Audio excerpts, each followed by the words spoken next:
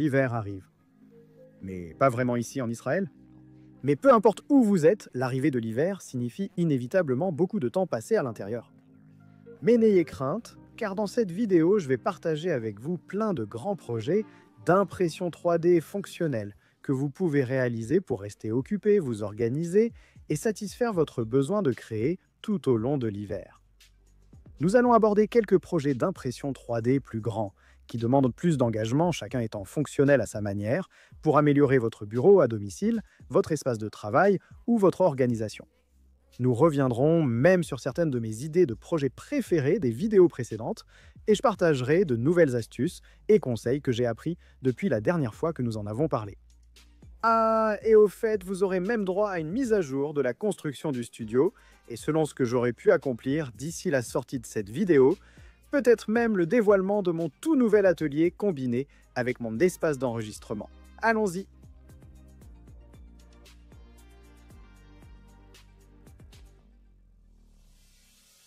Je ne sais pas pour vous, mais je déteste une pièce qui résonne. Même si je n'enregistre pas de vidéo, qui aime entendre sa propre voix résonner pendant les appels Zoom?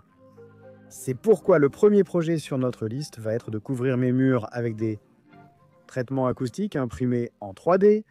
Il existe deux façons d'améliorer l'acoustique d'une pièce, la diffusion et l'absorption. Le premier consiste à disperser les ondes sonores et le second consiste à les absorber.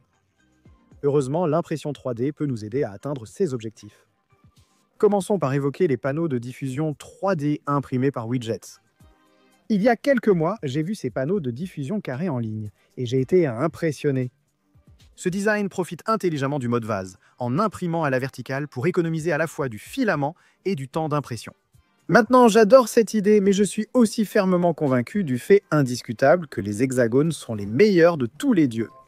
J'ai donc essayé de modéliser mes propres versions de ces panneaux, mais je n'étais vraiment satisfait d'aucun des résultats obtenus. J'ai alors contacté Dave Makes Stuff, qui a gentiment commencé à créer de nombreux designs sympas, et j'ai commenté le design initial de Widgets.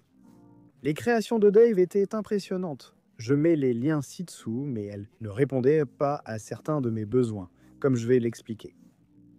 Heureusement pour moi, Widgets a eu la gentillesse d'accepter en créant des designs hexagonaux vraiment sympas, et nous étions lancés.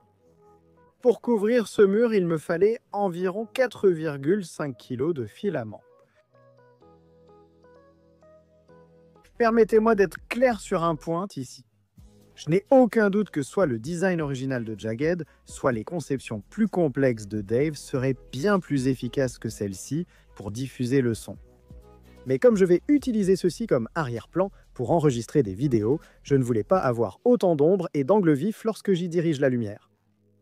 De plus, comme j'allais faire un mur assez grand, je voulais vraiment choisir un design qui soit économique à la fois en filament et en temps d'impression. C'est là tout le génie de ce design. L'impression en mode vase m'a permis d'en produire rapidement et les creux à l'arrière touchant le fond les rendent assez solides. Donc esthétiquement et économiquement, ils remplissent le cahier des charges, mais vont-ils vraiment diffuser le son? Découvrons-le dans un instant, mais d'abord, occupons-nous de l'absorption du son. Dans Monespace, j'ai décidé de fabriquer quelques-uns de ces panneaux d'absorption à partir de chutes de bois et de laine minérale. Si vous souhaitez imprimer en 3D, j'ai aussi mis en ligne des modèles de panneaux acoustiques hexagonaux modulaires. Il suffit de les imprimer, de les remplir avec de l'isolant ou même de vieux vêtements, puis de les envelopper dans le tissu de votre choix. J'en ai installé une demi-douzaine dans mon studio avec des chutes d'isolant inutilisées des grands panneaux. Pour cet ensemble, j'ai choisi de grands panneaux sur ce mur et au plafond, car ils ne seront pas visibles à la caméra. Mais maintenant, le moment de vérité. Ces panneaux ont l'air bien, mais sont-ils vraiment fonctionnels? Voici l'avant et l'après, sans traitement acoustique, car nous traitons le son de ces vidéos. Alors, voyons ça. Donc, voici l'avant. Pas de panneau acoustique. Ces imprimantes ne marchent pas, mais une fonctionne là-bas. Je ressens clairement moins de bruit venant de derrière moi, et tout l'écho que j'entends vient d'ici, là où je n'ai pas mis de panneau. C'est clairement mieux dans cette petite alcôve où je vais vraiment placer le micro. Donc, c'est bien.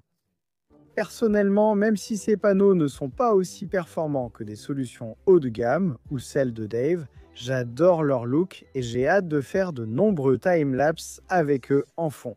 Dites-moi ce que vous en pensez en commentaire. Ensuite, voyons une solution fonctionnelle imprimée en 3D pour un problème très courant en impression 3D, le stockage du filament. Vous vous souvenez peut-être que lors de mon précédent défi d'impression 3D fonctionnelle, j'avais imprimé et installé un énorme système de rangement de filaments à 4 rangées, le RepRack conçu par Pooch de Repcord, et je l'adore. C'est sans aucun doute la façon la plus économique et la plus pratique de stocker du filament qui existe. Donc si vous stockez encore vos filaments en pile, ou même sur des étagères qui prennent de la place au sol, je vous recommande vivement de commencer par imprimer le RepRack.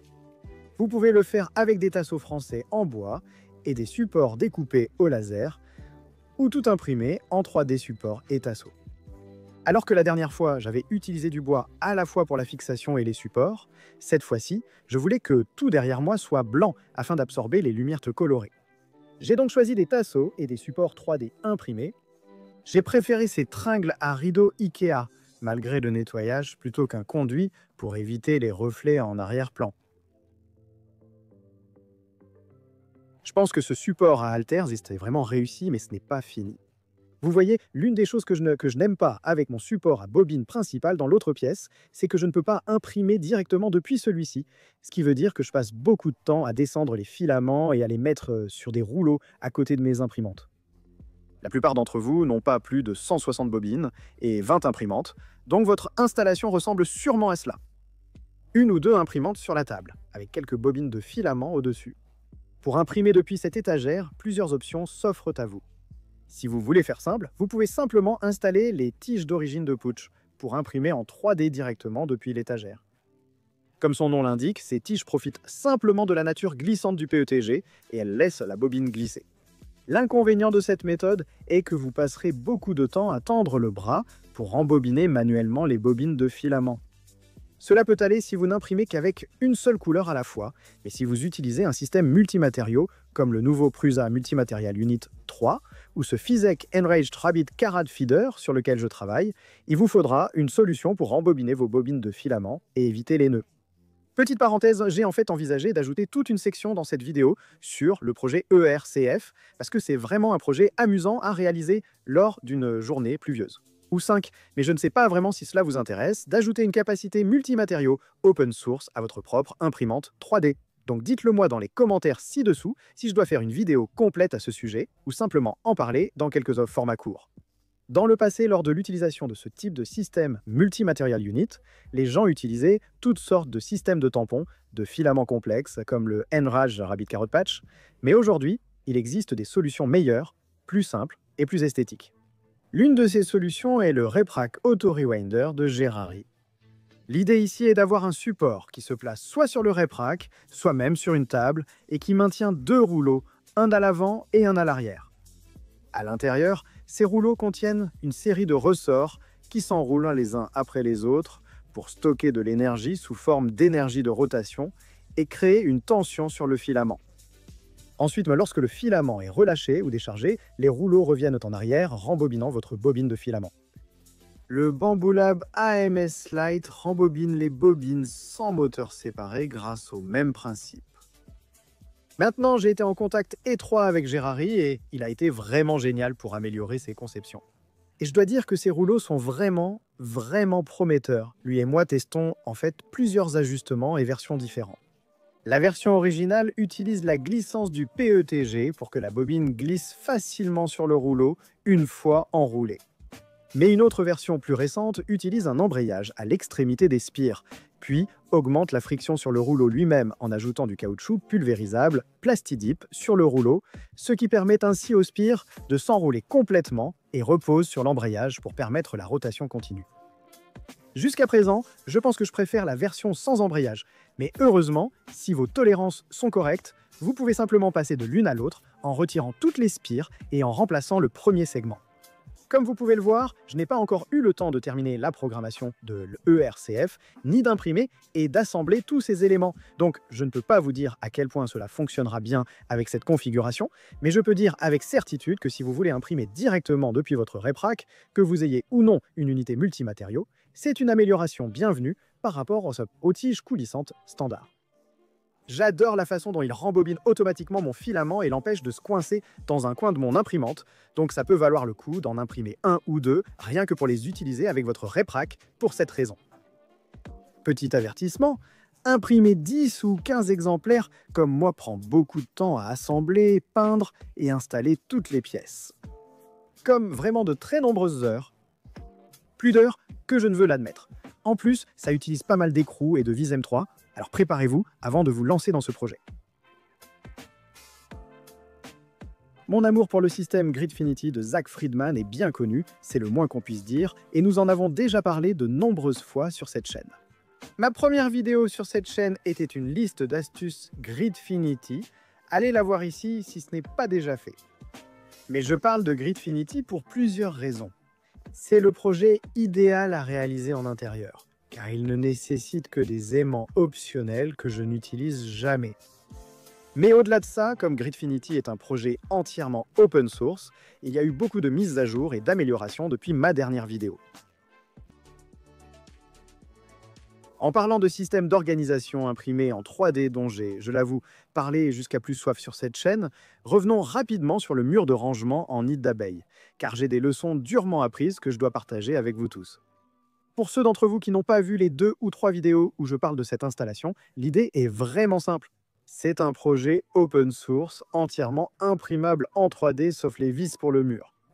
Et encore une fois, il existe des milliers de modèles facilement disponibles pour à peu près tout ce que vous pourriez souhaiter, dans ce cas, fixer à votre mur. Ça a l'air bien, non? Et ça l'est. Et comme vous pouvez le voir, j'ai un peu laissé tout ça envahir ma vie. C'est à la maison, c'est à l'atelier. C'est un peu comme Visa. C'est partout où je veux être. Mais quand j'ai installé ce mur massif de 3 mètres sur 2 sur mon plateau principal, j'ai appris quelques leçons très douloureuses que je dois absolument partager avec vous tous. Vous avez peut-être remarqué que ce mur là-bas n'est pas vraiment droit. À certains endroits, j'ai forcé des pièces, donc elles restent sous tension.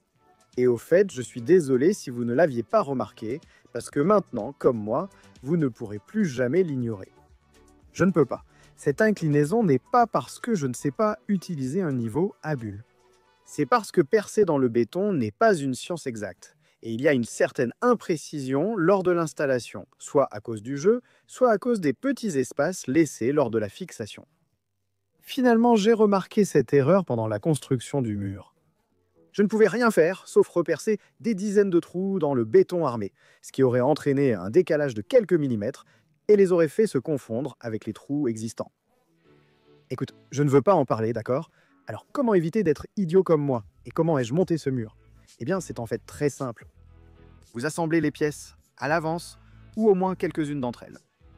Au lieu de monter une pièce à la fois et d'espérer que vos trous soient dits précis, sans aucune flexibilité si ce n'est pas le cas, je vous suggère d'assembler au moins les quelques pièces centrales de votre grille à l'avance, par exemple sur une table ou par terre. Et ensuite, vous pouvez utiliser un niveau à bulles ou un niveau laser pour le placer exactement comme vous le souhaitez. Cela rend incroyablement facile d'obtenir l'ensemble parfaitement de niveau, sans tension gênante entre les segments. Maintenant, en plus, je tiens à préciser que vous n'avez pas besoin de gaspiller des kilos et des kilos de filaments en imprimant tout cela en solide comme je l'ai fait sur mon autre mur. Sauf si vous comptez y mettre beaucoup de poids, un peu de remplissage est acceptable.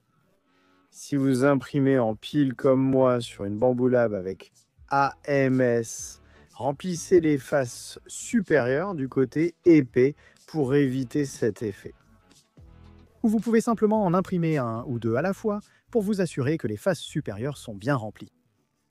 Aussi, en parlant d'empilage, j'ai maintenant fait de nombreux tests en comparant le support de Bambu Lab pour le PLA et le PETG, et sans hésiter, il vaut mieux utiliser du PETG pour les imprimer en empilage.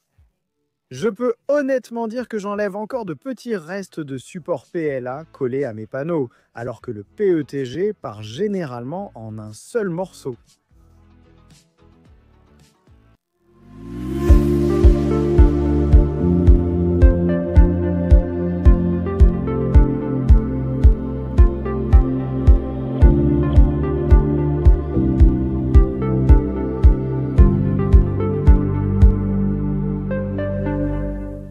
Voilà, tout simplement. Une poignée de projets pour améliorer votre espace de travail et continuer à créer, peu importe la météo. Merci beaucoup à vous tous. C'est tout pour cette semaine. On se retrouve dans The Next Layer.